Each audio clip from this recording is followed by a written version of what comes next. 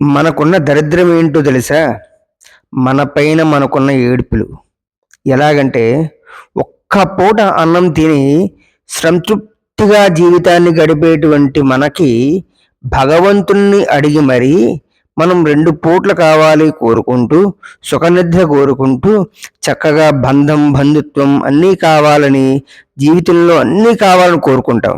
తీరామై అవి వచ్చిన తర్వాత మనకి కష్టాలు ఎదురయ్యాయి. అరే ఏంట్రా ఈ కష్టాలని చెప్పేసి మళ్ళీ భగవంతుణ్ణి కోరుకుంటాం. అప్పుడు భగవంతుడు మనకేం చెప్తాడు తెలుసా? ఒరేయ్, ఒక్క పూట అన్నం తిని నువ్వు ప్రశాంతంగా నిద్రపోతున్నావు కదా, మరి ఎందుకురా నువ్వు నన్ను అడిగి అన్ని మరి కోరిండి మరి అన్ని తెచ్చుకున్నావు?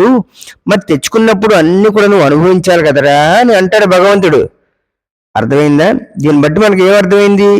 ఉన్నదాంతో సంతృప్తి చెందితే దాన్ని మించినంత జీవితం మరొకటి లేదని ఉద్దేశం అన్నమాట.